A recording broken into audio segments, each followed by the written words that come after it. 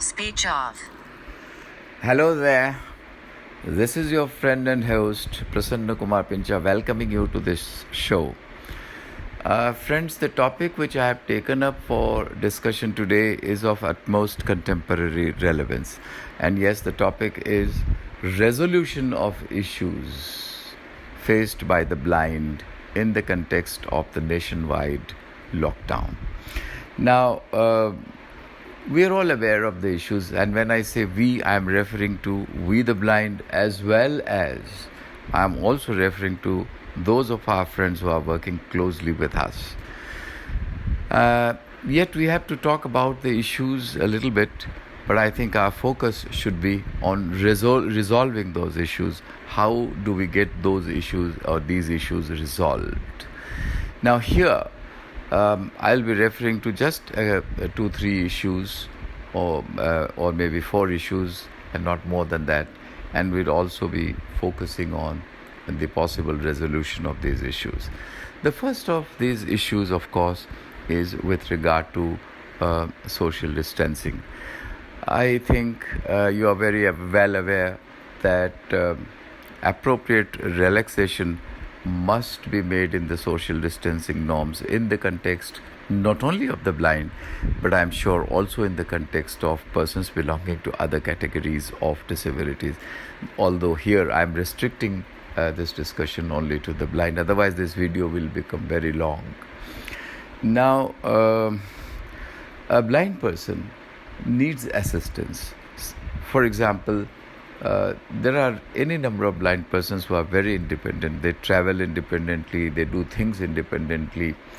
Now, they even travel on foot with the white cane independently.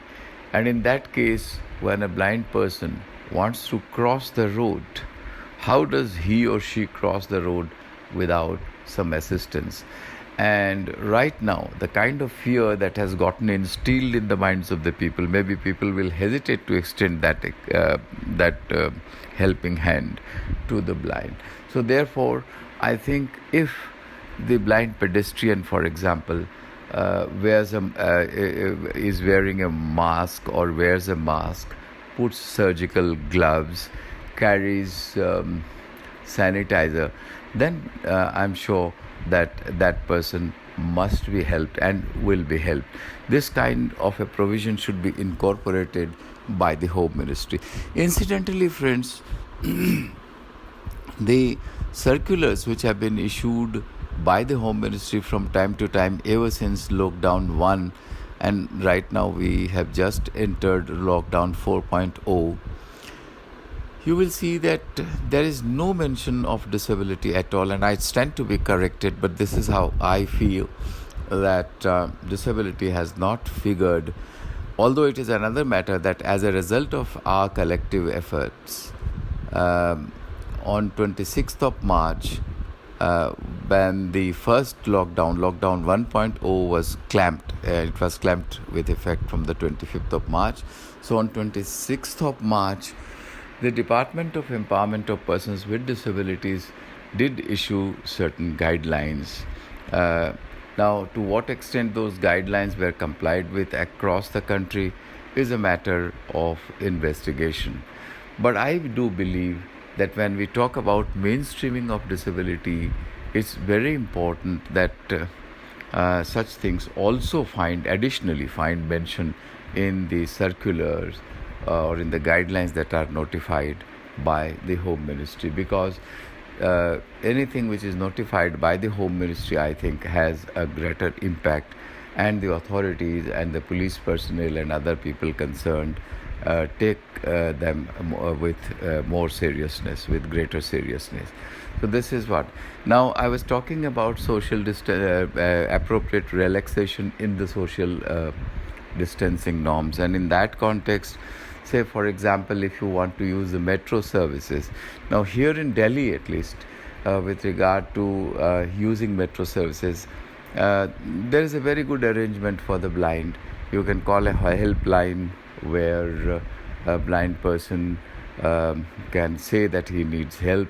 So the moment he reaches the metro station, he gets assistance, human assistance to board the metro, and when he reaches his destination, he finds someone standing out there to help him out, to help him get out of the train and to get out of the metro station. Now, what happens to this arrangement if nothing is specifically mentioned? I believe that the national level apex organizations of the blind must take up this and many other similar issues with appropriate authorities. They must intervene immediately in the larger interests of the blind. And such social, such appropriate relaxation in social distancing norms would also be required in various other walks of life, such as for traveling by train, for traveling by air. So, and even for availing certain services, you will have to have some relaxation, appropriate relaxation for persons with blindness, and of course for persons with belonging to other categories of disabilities as well. The second issue that I would like to highlight is with regard to the hawkers or vendors with blindness. Now, there are any number of hawkers or vendors with blindness who keep selling small articles such as perfumes, incense, candles, phenyl, newspapers, etc., to make both ends meet, so that they get 2 square meals a day. Now, what happens to them? If I remember correctly, on 26th of March this year, Honorable Finance Minister had perhaps announced that persons with disabilities belonging to probably very poorer section would be given some 1,000 rupees for 2 months or something like that, 2 or 3 months. But if the reports are to be believed, many persons haven't got it in the first place, and secondly, I think many blind people don't even have a bank account. So how do you directly transfer? How this DBT, direct benefit transfer, actually happens in their case? Now that's $1 million question, and therefore their suffering continues to remain unmitigated. They continue to suffer. I think this is an area where also our national level apex organizations should intervene and do something, very quite immediately, and take up these issues with the appropriate authorities in the government. Another issue which actually, and here I would like to mention that the apart from this 1,000 rupees announcement which was made on the 26th of March, apart from that, the stimulus package which was announced by the Honorable Prime Minister, stimulus package to the tune of some 20 lakh crore rupees, I think doesn't contain anything for hawkers or vendors with blindness and hawkers and vendors belonging to other categories of disabilities. This is a matter of concern. This is very disturbing. The third issue that I would like to highlight here, friends, is with regard to excuse me, my throat is giving me some trouble. And this is with regard to Delhi University considering different alternatives, such as conducting examinations online, and also for that matter conducting examinations through what they call open book examination, OBE. Now here there are any number of very serious issues, not just for the blind, not just for persons belonging to other categories of disabilities, but even for other persons without disabilities, particularly for those who belong to the poorer and weaker sections of society. In the first place, online examinations would be a tall order for the blind, because many blind people are still not very techy, they are not very techno savvy, they do not know how to use the computer, how to use the internet. Secondly, some of them who perhaps know computers a little bit are actually have gone home to their respective villages or semi-urban areas where they do not necessarily have access to internet. Thirdly, even if some of the persons with blindness who happen to be a little techy, for them too there could be issues, because they will not be and those issues could be formatting related, those issues could be other technical issues, because no technical assistance will be available to them immediately at home while writing the exams. So these are and the open book examination is even a more horrific proposition as far as the blind are concerned, because open book examination system, as I understand it, is that you will be given the book also. You can consult the book while writing the answers, and the questions will be designed in such a way that you have to use your brains, no matter how much you consult the book. So in the first place, for example, for the blind, books are not available in braille. Secondly, it's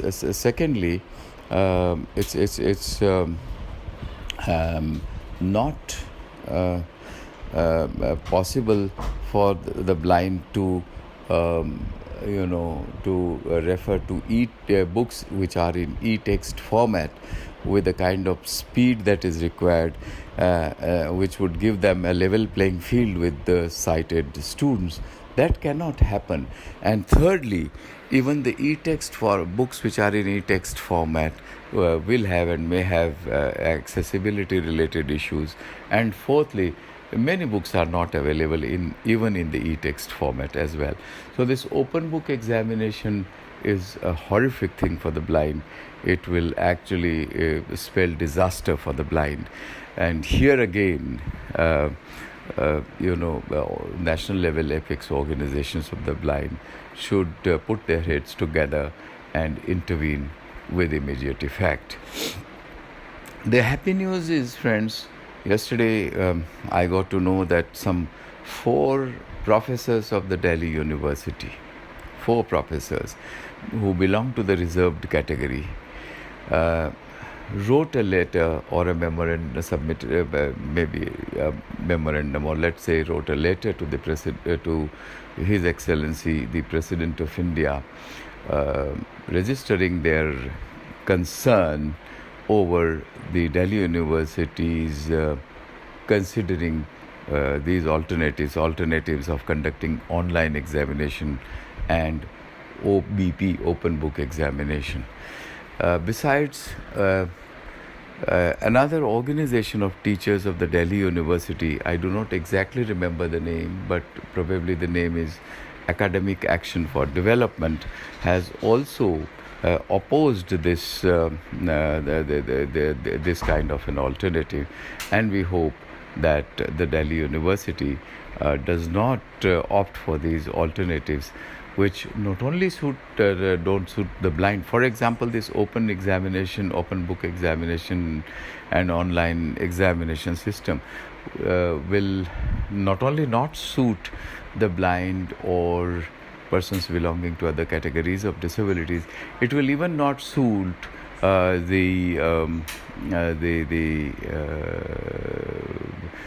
persons belonging to scheduled caste, scheduled tribe, and other backward communities, because many people belonging to the weaker sections of society who are not disabled otherwise cannot buy books. They do not have enough resources to buy books, so that they borrow books from the library and then return them maybe after taking some notes. Now, how do they consult books if the open book examination? So there will be no level playing field if they resort to this kind of if they resort to these kinds of alternatives. Of course, Delhi University has not taken a final decision on it. They have simply announced that the exams for this semester will be conducted in the normal way if everything goes well from the between 1st of July and the 15th of July. And these alternatives which I have mentioned are being actually considered. And my fear is that not only Delhi University, what if the UGC also opts for such dangerous alternatives which spell disaster, which is a recipe for perfect disaster for blind students.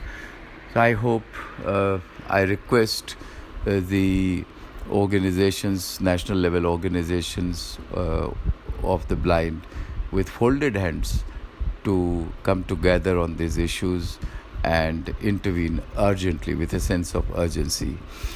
Another very important issue which I would like to highlight is with regard to accessibility of various apps. Now, just the other day, Honorable Finance Minister, during her fifth and perhaps the final announcement of the details of the stimulus package of 20 lakh crore rupees, made certain significant announcements.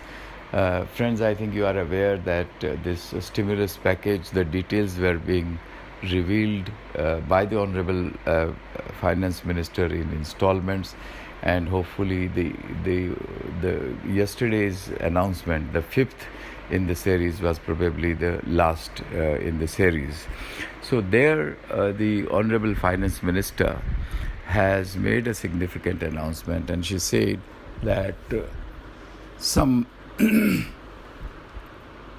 12 new direct-to-home Swayam Prabha channels will be opened or will be started, bringing the entire tally of Swayam Prabha channels to probably 32 under the Prime Minister's e-Vidya program. And these 12 DTH direct-to-home channels will impart lessons starting from class 1 to class 12. Now, the Honorable Finance Minister is understood to have mentioned that there will be special content for students with visual disabilities and students with speech and hearing impairment. But I don't have the details of it. Now, for example, if for the blind, if there is only some content in e-text, it may not necessarily be accessible to all the blind students. So will there be some material in Braille? I don't think that will be there. Or will there be any material for that matter in audio also, in addition to that being in Braille? I don't think so. So this is also another very crucial area where the national level apex organizations of the blind must intervene without delay. It brooks no delay. One last point that I wish to make is with regard to the accessibility of various apps. You know, in my yesterday's video in Hindi, I was actually referring to accessibility of Arogya Setu application, and I was saying that some people say that it is not fully accessible, although many blind people are still using it, but it's not fully accessible. And if I'm not very grossly mistaken, one of the organizations of the blind have also taken up the matter with the government, in the sense that they have sent a letter to some authorities in the government. Now, there are, I think, other applications also, such as the Diksha app. Is that app also accessible? It's, I think, a matter of investigation, because we are talking about Accessible India campaign, Sugamya Bharat Abhiyan, but that Sugamya Bharat Abhiyan needs to be taken more seriously. And I wish to emphasize that in addition, through the Department of Empowerment of Persons with Disabilities, that issued some guidelines as a result of our collective efforts on the 26th of March, this year, the Home Ministry should also mainstream disability related concerns. And as far as I am concerned, I am aware and I stand to be corrected that the guidelines which have been notified from time to time by the Home Ministry do not at all mention disability anywhere. This is very disappointing, and the national level organizations should take up these issues not only with the Department of Empowerment of Persons with Disabilities, but also with the Home Ministry, and also, as well as with the Prime Minister's office. I think this is very important. One last point I want to make, friends, and I think I am brazen enough, shameless enough.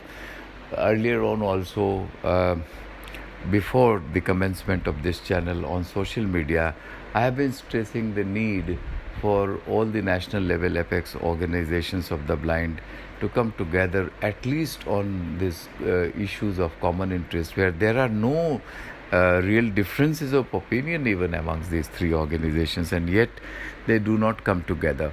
I would urge them seriously that at least for a change, considering the urgency of this situation, they should come together on a common platform with regard to these issues, put their heads together and take up these issues collectively with the government, because that will impart greater strength and momentum to our demand and legitimate demand. And I do hope, though I know that probably this is not going to happen, and yet I can't resist myself from making this request, and I make this request to all the three national level organizations with folded hands, because friends, I can do what I can do, right? So that's all for today. Do take care of yourself. Hope you are safe, healthy, happy, and keeping your families safe and well protected. Do take care, and very soon I'll be back with you with another video on another interesting topic. Yes, let me remind you that I did promise in one of my earlier videos in Hindi that I would come up with a discussion on inclusive education rhetoric and reality. I thought of actually recording it today, but then this issue is more current and more urgent, and therefore I have postponed it for a while. Maybe very soon, within the next 7-8 days, or even before that, I will come up with a discussion on this, unless something unforeseen happens requiring me to change my plan. So till then, goodbye and take care. Speech on. Stop button.